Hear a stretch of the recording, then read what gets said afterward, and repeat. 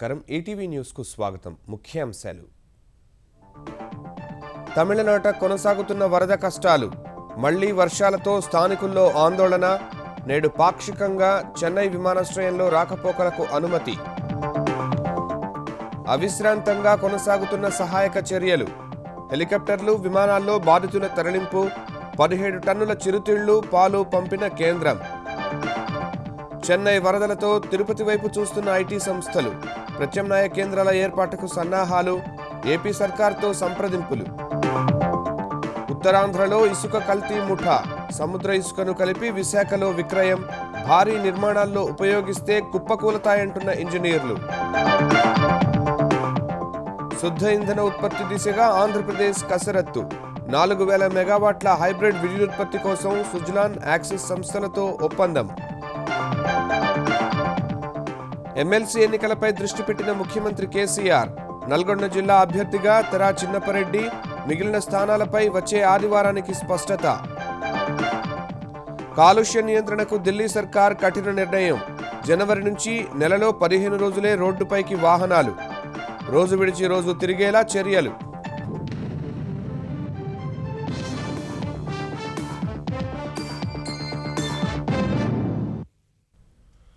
భారీ వర్షాలతో జలమయమైన చెన్నైలో పరిస్థితి ఇంకా కుదుటపడలేదు. నిన్న కురిసిన భారీ వర్షాలు స్థానికులకు కంటి మీద కునుకు లేకుండా చేస్తున్నాయి. నిత్యావసర వస్తువులు దొరక్క ప్రజలు అల్లాడిపోతుంటే ఇదే అదనుగా ధరలు పెంచిన వ్యాపారులు అందిన కాడికి దోచేస్తున్నారు. కేంద్రం 17 టన్నుల చిరుతిళ్లు పాలను పంపింది. మరో 24 గంటలు వర్షం కురిసే అవకాశం ఉందన్న వాతావరణ శాఖ హెచ్చరికలు చెన్నపురిని కలవరపెడుతున్నాయి. 2 రోజులుగా తెరిపించిన వర్షాలు తిరిగి మొదలవడంతో చెన్నై వాసుల ఇబ్బందులు రెట్టింపయ్యాయి. ఉగ్రముఖం పట్టిన నదులు శాంతించడంతో వరద కూడా తగ్గుముఖం పట్టిన వేళ కురిసిన వర్షాలు జనజీవనాన్ని అస్తవ్యస్తం చేశాయి. తిండి తాగునీరు లేక ఇబ్బంది పడుతున్న ప్రజలకు తాజా వర్షాలు పులిమీద పుట్రలా తయారయ్యాయి. వర్షాల వల్ల సహాయక చర్యలకు కొంత ఇబ్బంది కలిగింది. చెన్నైలో చాలా ప్రాంతాల్లో విద్యుత్ లేక వరుసగా 5వ రోజు స్థానికులు అంధకారంలోనే గడిపారు. లోతట్టు ప్రాంతాల ప్రజలు బిక్కుబిక్కుమంటూ కాలం గడుపుతున్నారు.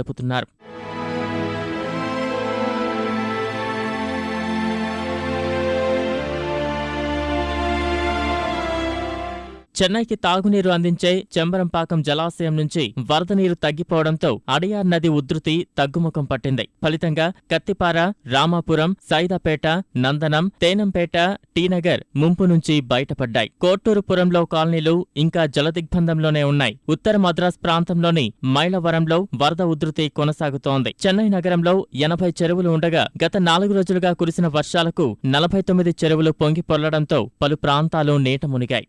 వరద ప్రభావంతో నిత్యావసర సరుకుల ధరలు ఆకాశానంటాయి. చెన్నై వాసులకు 11 లక్షల లీటర్ల పాలు అవసరం కాగా 8.2 లక్షల లీటర్ల పాలు మాత్రమే దొరుకుతున్నాయి. దీంతో వ్యాపారస్తులు పాలను 3 రెట్లు అధికంగా అమ్ముతున్నారు. పెట్రోల్ బంకులు చాలా వరకు మూతపడగా తెరిచిన కొద్ది బంకుల వద్ద బారులు తీరుతున్నారు. సెల్ ఫోన్ వ్యవస్థ కాస్త మెరుగుపడినప్పటికీ ఏటీఎంలు మాత్రం ఇంకా మూతపడే ఉన్నాయి.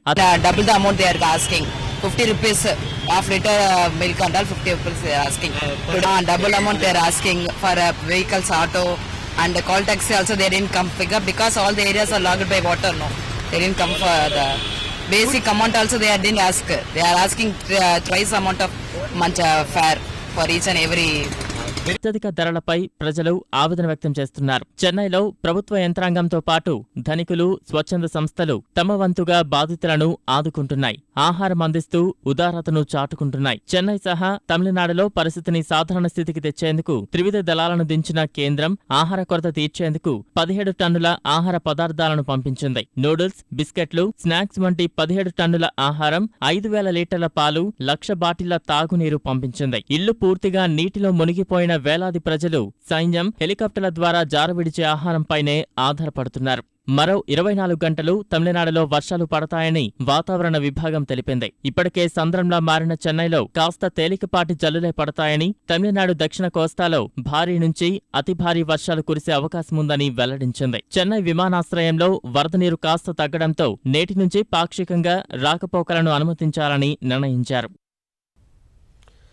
విపత్తు నిర్వహణ దళాలు త్రివిధ బలగాలు తమిళనాడులో అవిశ్రాంతంగా సహాయక చర్యలను కొనసాగిస్తున్నాయి. ఒక పక్క లోతట్టు ప్రాంతాల వారిని సురక్షిత ప్రాంతాలకు తరలిస్తూనే ఆకలితో అలమటిస్తున్న బాధితులకు ఆహార పొట్లాలను జారవిడుస్తున్నాయి. అరకోణంలోని నేవల్ బేస్ నుంచి సైనిక హెలికాప్టర్లతో పాటు ప్రైవేటు సంస్థల విమానాలు బాధితులను తరలిస్తున్నాయి. తమిళనాడులో మరోసారి వర్షాలు కురవడంతో సహాయ చర్యలు కత్తిమీద సాములా తయారయ్యాయి. అయినా సరే వాటిని ఏమాత్రం లెక్కచేయని సైన్యం, వైమానిక దళం, నావికాదళం సహాయ కార్యక్రమాలు కొనసాగిస్తున్నాయి. చెన్నైలో చిక్కుకుపోయిన వారిని అరకోణంలోని నేవల్ బేస్, తాంబరంలోని వైమానిక దళం బేస్ల నుంచి హెలికాప్టర్లతో తరలిస్తున్నాయి. 2 విదేశీయులు సహా దాదాపు 600 మందిని తరలించారు. ఇందుకు ప్రైవేటు సంస్థలైన ఇండిగో, స్పేస్ జెట్ తమ వంతుగా సాయం అందించాయి. బాధితులను హైదరాబాద్, బెంగళూరు, ఢిల్లీకి ప్రైవేటు సంస్థలు విమానాల్లో తరలించాయి. చెన్నైలో చిక్కుకుపోయిన వారిని సురక్షితంగా సొంత ప్రాంతాలకు తరలించేందుకు దక్షిణ మధ్య రైల్వే హైదరాబాద్, కాకినాడ పోర్టు నుంచి ప్రత్యేక రైళ్లను నడుపుతోంది. మొబైల్ సేవల సంస్థలు భారతీ ఎయిర్టెల్, వొడాఫోన్ తమ వంతుగా సాయం చేస్తున్నాయి. చెన్నైలో కనిపించకుండా పోయిన వారి ఆచూకీ కనిపెట్టేందుకు 1948 హెల్ప్ లైన్ నెంబర్కు ఫోన్ చేయాలని ఆ 2 సంస్థలు ప్రకటించాయి. ఫోన్ చేసిన 2 గంటల్లో తమ వారు చివరగా ఫోన్ చేసిన ప్రాంతాన్ని SMS రూపంలో పంపుతామని ఎయిర్టెల్, వొడాఫోన్ ప్రకటించింది. వరద బాధితుల కోసం నేటి నుంచి ఈ నెల 8 వరకు బస్సుల్లో ఉచిత ప్రయాణాన్ని అనుమతిస్తున్నట్లు తమిళనాడు ముఖ్యమంత్రి జయలలిత ప్రకటించారు. సైన్యం, పోలీసు బలగాల సాయంతో ఇప్పటివరకు 3.5 లక్షల మందిని తరలించినట్లు ప్రభుత్వం ప్రకటించింది. 45,000 మంది ప్రభుత్వ ఉద్యోగులను సహాయ చర్యల్లో మోహరించినట్లు వెల్లడించింది. సహాయక చర్యల విషయంలో వెల్లువెత్తిన విమర్శలను ప్రభుత్వం కొట్టిపారేసింది. కొన్ని ప్రాంతాలను ఖాళీ చేసేందుకు ప్రజలు ఇష్టపడడం లేదని, ఆహారం, తాగు మాత్రమే అడుగుతున్నారని వెల్లడించింది. ఆహారం అందిస్తున్నట్లు తెలిపింది. తమిళనాడు వరద బాధితులకు ఆపన్న హస్తం అందించేందుకు తెలుగు చలనచిత్ర పరిశ్రమ నడుం బిగించింది. ఇప్పటికే పలువురు విరాళాలు ప్రకటించగా మరికొంతమంది నటీనటులు విరాళాల సేకరణకు సిద్ధమయ్యారు. మన మద్రాసు కోసం పేరుతో ప్రజలు, అభిమానుల నుంచి విరాళాలు సేకరించనున్నారు. మంచు లక్ష్మి ఆధ్వర్యంలో అల్లరి నరేష్, రాణా, నిఖిల్, నాని, మధుశాలిని, నవదీప్, అల్లు శిరీష్, తేజస్విని, మంచు మనోజ్ రేపు సాయంత్రం 4 గంటల నుంచి 7 గంటల వరకు హైదరాబాద్లోని మంజీరా మాల్, ఇనార్బిట్ మాల్, సృజన ఫోరం మాల్స్లో విరాళాలు సేకరిస్తారు. తమిళనాడులో మన మెడ్రాస్లో ఈరోజు హెవీ రెయిన్స్ లాస్ట్ 2 వీక్స్ నుంచి పడుతూ ఇల్లు ఏం చేయాలో కాకుండా ఏదో ఒకటి చేయాలి అని ముందుకు వస్తున్నాం. మేమందరం మిమ్మల్ని అందరినీ మేము ఆ మాల్స్లో చూడాలి అని చూస్తానని కోరుకుంటున్నాం. ఆపదలో ఒక మనిషి ఆదుకోవాలనేది మనం ఎప్పుడు వింటున్నాం, కానీ ఈరోజు కళ్ళారా చూశానంటే చాలా సంతోషంగా ఉంది. సో మీరు కూడా డెఫినెట్గా వచ్చి మీరు చేసిన సాయం. భారీ వర్షాలు ముంచెత్తడంతో చెన్నైలో కార్యాలయాలకు సెలవులు ప్రకటించిన ఐటీ సంస్థలు విపత్తుల సమయంలో పనులు నిలిచిపోకుండా చూసేందుకు ప్రత్యామ్నాయంపై దృష్టి పెట్టాయి. చెన్నైకు అతి దగ్గరగా ఉండే తిరుపతిలో అభివృద్ధి కేంద్రాలను ఏర్పాటు చేయాలని హెచ్సిఎల్, టీసీఎస్ ఐటీ దిగ్గజాలు భావిస్తున్నాయి. ఈ మేరకు ఆంధ్రప్రదేశ్ ప్రభుత్వంతో సంప్రదింపులు జరుపుతున్నట్లు తెలుస్తోంది. హెచ్సిఎల్ ఉద్యోగులు తిరుమల తిరుపతి దేవస్థానంలో పనిచేస్తున్నారు. వారిని తిరుపతిలో ఏర్పాటు చేసే కేంద్రంలో పనిచేసేలా సిద్ధం చేయనున్నారు. టీసీఎస్ సంస్థ తిరుపతిలో ప్రైవేటు భవనాలను తీసుకుని 25,000 మంది ఉద్యోగులు పనిచేసేలా ఏర్పాట్లు చేయనుంది. ప్రస్తుతం 10,000 మందికి ఏర్పాట్లు చేయాలని నిర్ణయించినట్లు సమాచారం. ఐటీ సంస్థలకు స్థలాలు ఇచ్చేందుకు సిద్ధమైన ఆంధ్రప్రదేశ్ అధికారులు చెబుతున్నారు.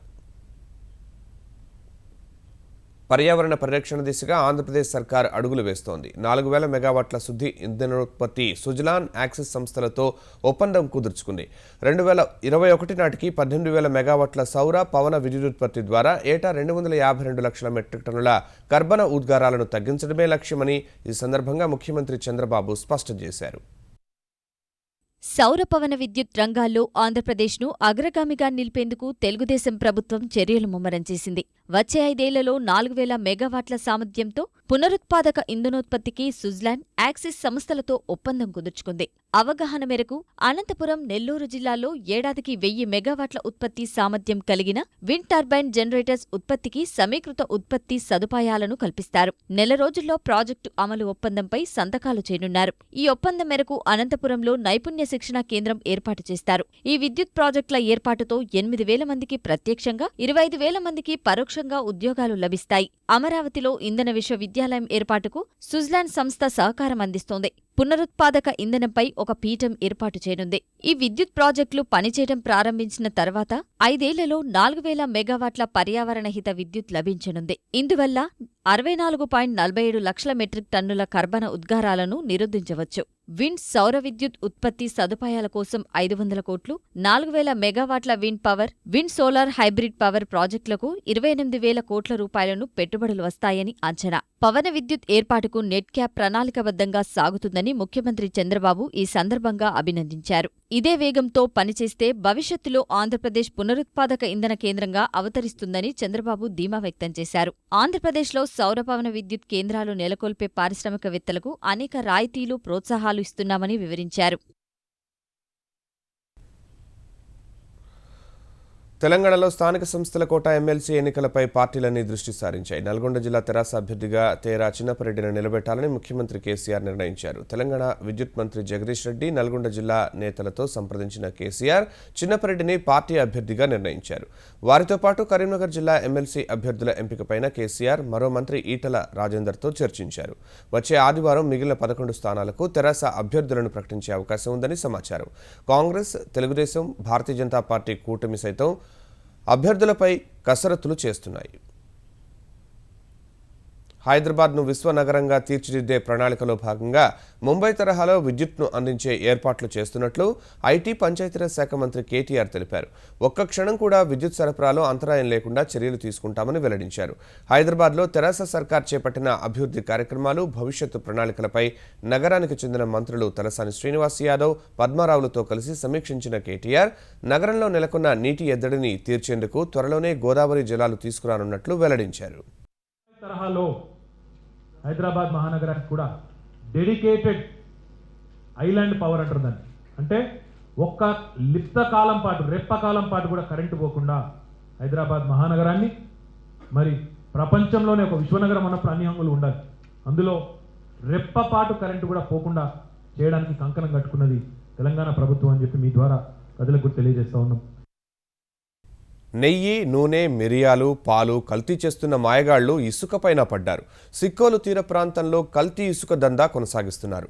మంచి ఇసుకలో సముద్ర ఇసుకను కలిపి భారీ భవంతులను నిర్మించే విశాఖలో విక్రయించి కోట్లు ఆర్జిస్తున్నారు. భారీ భవనాల నిర్మాణాల్లో వాడుతున్న ఈ ఇసుక ప్రజల ప్రాణాలకు పెనుముప్పు తెచ్చే ప్రమాదముంది. సముద్రపు ఇసుకల్లో లవణీయత ఎక్కువగా ఉండటం వల్ల నిర్మాణాలకు పనికిరాదు. ఆ ఇసుకతో కట్టిన ఏ నిర్మాణమైనా కూలిపోతుంది. శ్రీకాకుళం జిల్లాలో తీరంలో ఇసుకను తవ్వి తెస్తున్న కొన్ని ముఠాలు గ్రామాల పక్కనే ఉన్న తోటల్లో యథేచ్ఛగా కల్తీ చేసి వ్యాపారం సాగిస్తున్నారు. శరవేగంగా అభివృద్ధి చెందుతున్న విశాఖలో ఇసుక కొరతను ఆసరాగా చేసుకున్న ముఠా అసలు ఇసుకలో సముద్ర ఇసుక కలిపి విక్రయిస్తోంది. ప్రభుత్వ నిర్మాణాల్లో ఈ ఇసుకనే వినియోగిస్తున్నట్లు సమాచారం. శ్రీకాకుళం జిల్లా తీర ప్రాంతంలోని రణస్థలం, లావేరు, ఎచ్చెర్ల, శ్రీకాకుళం, వజ్రపకొత్తూరు మండలాల్లో ఈ దందా జోరుగా సాగుతుంది. చీకటి పడితే చాలు వంశాధర, నాగావళి నదులు, వాగుల నుంచి తీసుకొచ్చిన ఇసుకను తోటలోకి తీసుకొచ్చి 1-3 పాళ్లు ఉప్పు ఇసుక కల్పిస్తున్నారు. తర్వాత విశాఖ తరలించి సొమ్ము దండుకుంటున్నారు. సముద్రం దెబ్బలో నైట్ పాటు ఇసుక బయటకు వెళ్ళిపోతాండ్రు టారలతోటి. రాత్రి పైదప్పుడు మరి వైజాగ్ ఒట్టుకొని వెళ్ళిపోతాండ్రు అక్కడ పక్కన వేసుకొని. సముద్రం నుంచి వస్తుంది దెబ్బలు అయ్యా, అటు నుండి తోలుకొస్తున్నారు. మీరు ఎలా రోడ్డు అంటే వెళ్తే బళ్ళు కనిపిస్తుంది. మరి కొంపల కొట్టు కూడా వెళ్తుంది మరి ఇంకా. మరి అలాగే మరి అదే మిక్సీ చేసి తోలుతున్నారు. మరి మిక్సీ చేస్తాం అది గడ్డస్గా సముద్రం ఇసుక. వినియోగదారులకు మంచి ఇసుకేనని నమ్మించి లారీ యాజమాన్యాలు అంటగడుతుంటే చోటామోటా నాయకులు సాగించే ఈ వ్యాపారాన్ని అధికారులు చూసి చూడనట్లు వదిలేస్తున్నారు. సముద్రపు ఇసుక రవాణా చేసే వాళ్ల మీద బైండోవర్ కేసులు నమోదు చేస్తున్నట్లు అధికారులు చెబుతున్నారు. ఇప్పుడు మెండ్రాడ, అక్కేపాలు, నారివాలో మీరు అన్నట్టు ఇసుక అక్రమ రవాణా జరుగుతుంది అంటున్నారు. నిఘా పెట్టి ఉన్నాం. అలాగే పోలీసు వారి సహకారం తీసుకుని అది అరికట్టడానికి చర్యలు తీసుకుంటున్నాం. ఎవరు కూడా కేసులు 20 మంది మీద పెట్టడం జరిగింది. విశాఖలో బహుళాంతస్తులు, ఫ్లైఓవర్లు వంటి భారీ నిర్మాణాల్లో కల్తీ ఇసుక వాడితే చాలా ప్రమాదమని ఇంజనీరింగ్ అధికారులు హెచ్చరిస్తున్నారు. ఈ సముద్ర శాండ్ కానీ నాగావళి వంశధారలోంచి శాండ్ మిక్స్ చేయడం వల్ల కాంక్రీట్ తాలూకు సామర్థ్యం కానీ అలాగే కట్టడంలో కానీ ఒక 5-6 సంవత్సరాలకి అది మెయింటెనెన్స్కి వచ్చేసేసి ఏదైనా ఒక టైంలో బిల్డింగ్ కొలాప్స్ అవ్వచ్చు. కొన్ని బిల్డింగ్లు చూస్తున్నాం మేము కూడా, గవర్నమెంట్ బిల్డింగ్స్లో కూడా విజిట్కి వెళ్ళేటప్పుడు ఆ స్థాయిలో సముద్రం ఇసుక వాడడం వల్ల వచ్చే ప్రమాదం ప్రత్యక్షంగా చూస్తున్నాం ఇక్కడ. కల్తీ ఇసుక ముఠాల ఆట కట్టించుకుంటే పెను ప్రమాదం తప్పదు. తెలంగాణ ప్రభుత్వం ప్రతిష్టాత్మకంగా చేపట్టిన జలహారం పథకాన్ని మిషన్ భగీరథగా మార్చాలని ముఖ్యమంత్రి కేసీఆర్ నిర్ణయించారు. ఈ మేరకు ఉత్తర్వులు వెలువరించాలని అధికారులను ఆదేశించారు. ఇప్పటికే పెద్ద ఎత్తున చెరువుల పునరుద్ధరణను చేపట్టిన తెలంగాణ సర్కార్ మిషన్ కాకతీయ అనే పేరుతో చిన్ననీటి వనరులకు జలకళ తెస్తోంది. ఆ బాటలో మిషన్ భగీరథగా జలహారాన్ని విజయవంతం చేయాలని ప్రభుత్వం పట్టుదలతో ఉంది. 2016 మార్చి నుంచి వ్యవసాయానికి 9 గంటల విద్యుత్ సరఫరా చేసేందుకు చర్యలు చేపట్టాలని తెలంగాణ విద్యుత్ మంత్రి జగదీష్ రెడ్డి అధికారులను ఆదేశించారు. ఉదయం 6 నుంచి సాయంత్రం 6 వరకు నిరంతరాయంగా 9 గంటలు విద్యుత్ సరఫరా చేయాలంటే 8,930 మెగావాట్లు అవసరమని అధికారులు స్పష్టం చేశారు. ఇందుకు 2,500 కోట్లతో ఉత్పత్తి పనులు ప్రారంభించినట్లు వివరించారు. వచ్చే ఏడాది మార్చికి పూర్తి కానున్న సింగరేణి విద్యుత్ కేంద్రం నుంచి 1,200, భూపాలపల్లి కేంద్రంలో 600 మెగావాట్ల విద్యుదుత్పత్తి చేయగలమని మంత్రికి అధికారులు తెలిపారు. నిర్ణీత గడువులోపు విద్యుత్ సమస్యలు పరిష్కరించకుంటే సంబంధిత అధికారులపై చర్యలు తీసుకోవాలని జగదీష్ రెడ్డి ఆదేశించారు. విజయవాడ కనకదుర్గ గుడి వద్ద ట్రాఫిక్ కష్టాలను తీర్చే పై వంతెన నిర్మాణానికి నేడు శంకుస్థాపన జరగనుంది. కేంద్ర మంత్రులు నితిన్ గడ్కరీ, వెంకయ్య నాయుడు, ముఖ్యమంత్రి చంద్రబాబు ఈ వంతెన నిర్మాణ పనులకు శంకుస్థాపన చేయనుండగా ఈ కార్యక్రమం కోసం ఏర్పాట్లు దాదాపు పూర్తయ్యాయి. అనంతరం బెన్ సర్కిల్ వద్ద నిర్మించే ఫ్లైఓవర్కు కూడా ముఖ్యమంత్రి, కేంద్ర మంత్రులు శంకుస్థాపన చేయనున్నారు. బెన్ సర్కిల్ నుంచి మచిలీపట్నం వరకు నిర్మించే 4 లైన్ల రహదారి పనులను కూడా వారు ప్రారంభిస్తారు. నుంచి స్ట్రూ బ్రిడ్జ్ నుంచి మేరస్లా కాలేజ్ వరకు ఫ్లైఓవర్, బెన్ సర్కిల్ నుంచి మచిలీపట్నం వరకు 4 లైనింగ్ రోడ్డు, టోటల్ గా 1,440 కోట్ల ప్రాజెక్టు. ఇబ్రహీంపట్నం టు తిరువూరు 500 కోట్ల ప్రాజెక్టు. మొత్తం ఏదన్నా గానీ దాదాపు 2,400 కోట్ల రూపాయల ప్రాజెక్టులకి రేపు విజయవాడ పార్లమెంట్ లో శంకుస్థాపన జరగబోతా ఉంది. ఎన్నాళ్ళుగానే ఉన్నటువంటి విజయవాడ ట్రాఫిక్ కష్టాలు తీరబోతా ఉన్నాయి. అన్ని సమస్యలు కూడా పరిష్కరిస్తాం. విజయవాడ ప్రజలకి ఇది ఒక లివబుల్ సిటీగా తయారు చేస్తాం. విజయవాడలోని ముఖ్యమంత్రి నివాసంలో నేడు తెలుగుదేశం, భాజపా సమన్వయ సమావేశం జరగనుంది. ఈ సమావేశంలో తెలుగుదేశం జాతీయ అధ్యక్షులు చంద్రబాబు, ఆ పార్టీ ఆంధ్రప్రదేశ్ అధ్యక్షులు కళా వెంకట్రావు, భాజపా ఆంధ్రప్రదేశ్ అధ్యక్షులు హరిబాబు, మంత్రులు కామినేని శ్రీనివాస్, మాణిక్యాలరావు హాజరు కానున్నారు. ప్రత్యేక హోదాతో పాటు కేంద్ర సాయంపై 2 పార్టీల నేతల మధ్య ఇటీవల పరస్పర వాదనలు జరుగుతున్నందున భేటీకి ప్రాధాన్యం ఏర్పడింది. ఈ విషయంలో సామరస్యంగా ఉండాలని భాజపా అగ్రనేతలు సూచించినట్లు మంత్రి కామినేని శ్రీనివాస్ తెలిపారు. మిత్రులుగా ఉన్నాం. మేము ఎలక్షన్ అయిన తర్వాత పెట్టుకునే ఎలయన్స్ కాదు ఇది, పీపుల్ ఎలయన్స్. ఇది తప్పకుండా ఇవాళ అది పార్టీలకి కాదు, ఇవాళ ఆంధ్ర రాష్ట్రంలో ఉన్న ప్రజలకి ఇది అవసరం. ఎందుకంటే సీఎం గారు అంత కష్టపడతా పనిచేస్తా ఈ రాష్ట్రాన్ని అభివృద్ధి తీసుకుని కేంద్రం నుంచి సపోర్ట్ కావాలి. 2 పార్టీలు కలిసి ఉంటేనే ఆ రకంగా కేంద్రం రాష్ట్రం కలిసే ఈ రాష్ట్రాన్ని అభివృద్ధి చేస్తాం. బయో ఆసియా 2016 సదస్సుకు హైదరాబాద్ ఆతిథ్యం ఇవ్వనున్నట్లు తెలంగాణ పరిశ్రమల మంత్రి జూపల్లి కృష్ణారావు వెల్లడించారు. ఫిబ్రవరి 8 నుంచి మార్చి 27 వరకు 3 రోజుల పాటు బయో ఆసియా సదస్సు జరుగుతుందన్న ఆయన సచివాలయంలో సదస్సు చిహ్నాన్ని ఆవిష్కరించారు. చైనా టూర్ లో ముఖ్యమంత్రితో పాటుగా మేము వెళ్ళినప్పుడు అక్కడ 7,000 ఎకరాల ఫార్మా సెంటర్, ఇక్కడ మన దగ్గర ఉచ్చర్లలో ఫార్మా సిటీ 13,000 ఎకరాల్లో అంతర్జాతీయ ప్రమాణంతో ఫార్మా సిటీ ఏర్పాటు చేస్తాను. ఈ బయో ఏషియా లక్ష్యం కూడా భారతదేశానికే కాదు, ఈవెన్ ప్రపంచానికే ఒక ఫార్మా హబ్గా హైదరాబాద్ ఉండాలనేటువంటి లక్ష్యంతో ఈ యొక్క బయో ఏషియా ఏర్పాటు చేస్తాను. ఇప్పుడు ప్రకటనలు. వాతావరణ కాలుష్యం తీవ్రస్థాయికి చేరిన ఢిల్లీ నగరాన్ని గ్యాస్ ఛాంబర్గా హైకోర్టు అభివర్ణించడంతో కేజ్రీవాల్ సర్కార్ కఠిన నిర్ణయాలు తీసుకుంది. వాహనాలు రోజు విడిచి రోజు, నెలలో 15 రోజులు మాత్రమే రోడ్లపైకి అనుమతించాలని నిర్ణయించింది. ఇందుకు వాహనాల రిజిస్ట్రేషన్ చివరి సంఖ్య ఆధారంగా సరి బేసి సంఖ్యలుగా విభజించి ఒకరోజు బేసి సంఖ్య, తర్వాతి రోజు సరి సంఖ్య వాహనాలను రోడ్లపైకి అనుమతిస్తారు. అత్యవసర సేవలైన అంబులెన్స్ వంటి వాటికి ఈ నియమాలు వర్తించవు. ఈ విధానం జనవరి 1 నుంచి అమల్లోకి వస్తుంది. ఈ విధానాన్ని ఇప్పటికే బీజింగ్, సింగపూర్లో అమలు చేస్తున్నారు. 2017 నుంచి వాహనాలకు యూరో 4 తప్పనిసరి చేయాలని నిర్ణయించారు. బాదల్పూర్ బొగ్గు కర్మాగారాన్ని మూసివేయాలని నిర్ణయించారు. పర్యావరణ పరంగా ఈ నిర్ణయం మంచిదే అయినప్పటికీ అమలు చేయడం కష్టమని కేంద్ర మంత్రి ముఖ్తార్ అబ్బాస్ నఖ్వీ పేర్కొన్నారు. నేవీ డే సందర్భంగా ముంబైలోని గేట్వే ఆఫ్ ఇండియా వద్ద నావికాదళం బీటింగ్ రిట్రీట్, టాటూ సెరామనీ కార్యక్రమాలను కనుల పండుగగా జరిగాయి. ఐఎన్ఎస్ సిక్రాకు చెందిన హెలికాప్టర్ల విన్యాసాలు, సహాయక కార్యక్రమాల కసరత్తు, నేవీ కవాతు, బ్యాండ్ వాయిద్యంతో ఆద్యంతం క్యాడెట్ల ప్రదర్శన అలరించింది. ఈ కార్యక్రమానికి మహారాష్ట్ర గవర్నర్ విద్యాసాగర్ రావు, నావికాదళ ఉన్నతాధికారులు హాజరయ్యారు.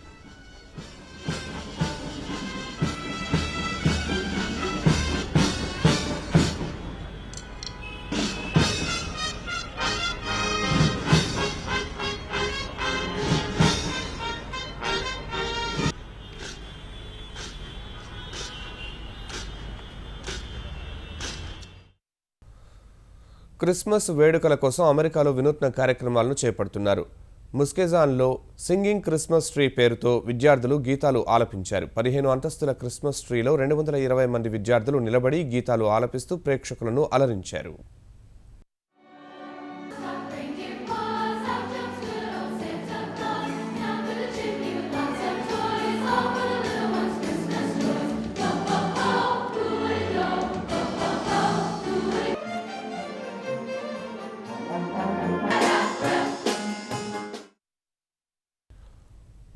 లాట్వియాలో జరుగుతున్న అర్బన్ ఆర్ట్ ఫెస్టివల్లో క్రిస్మస్ శోభ వెలువరిస్తోంది. లాట్వియా అకాడమీ ఆఫ్ ఆర్ట్స్ విద్యార్థులు రిగా నగరంలో పలు వస్తువులతో చేసిన 43 అద్భుత క్రిస్మస్ ట్రీలను ఏర్పాటు చేశారు. విద్యుత్ లైట్లతో వాటిని అలంకరించడంతో నగరానికి కొత్త అందాలు తెచ్చాయి.